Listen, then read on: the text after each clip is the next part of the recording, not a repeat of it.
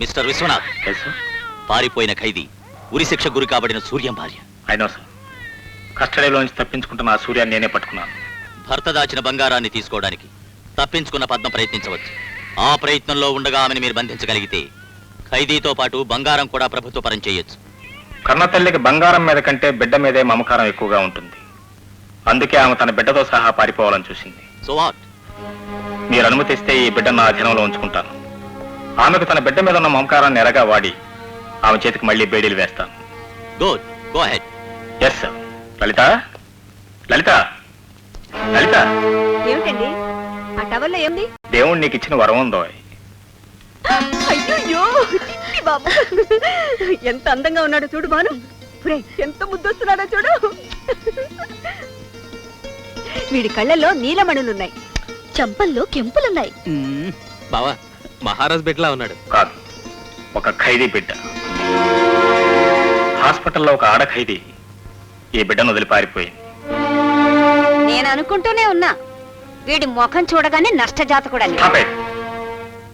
ఏం భార్యమణి, ఖైదీ బిడ్డను తెలియగానే వీడి అందమంతా ఎగిరిపోయిందా? కళ్ళల్లో నీలాలు, చెంపల్లో కెంపులు కరిగిపోయాయా? చాలా ఊరుకోండి, పిల్లలు దేవుడితో సమానం. ఇప్పటిదాకా వీడెవరి బిడ్డ అయితేనే ఈ రోజు నుంచి నా బిడ్డ, నేనే పెంచుకుంటాను. మమకారాన్ని మాత్రం పెంచుకో.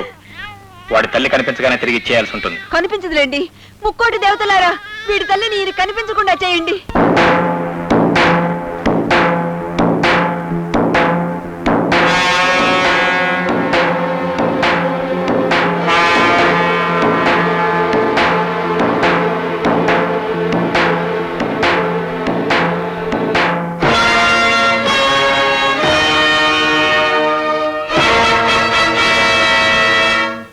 ఎవరు నువ్వు?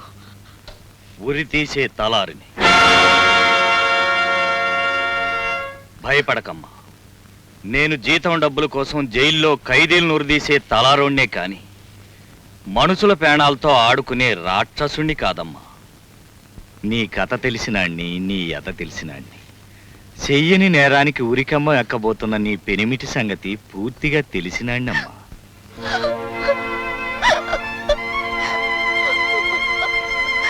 ఏడవకమ్మా, నీ తండ్రి లాంటండి.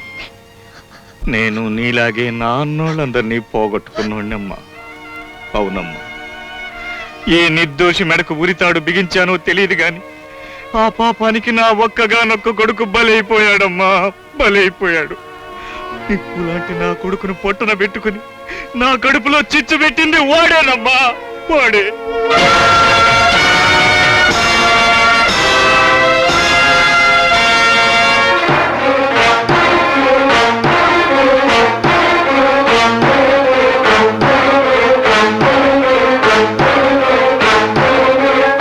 పోలీసు వాళ్ళకి దొరికి వాడికి శిక్ష పడితే ఈ చేతులతో వాడిని ఉరి తీయొచ్చమ్మా.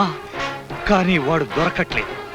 అందుకని నేనే వాడు గొంతు కురేసి చంపాలని ఈ తాడు తయారుగా వచ్చానమ్మా.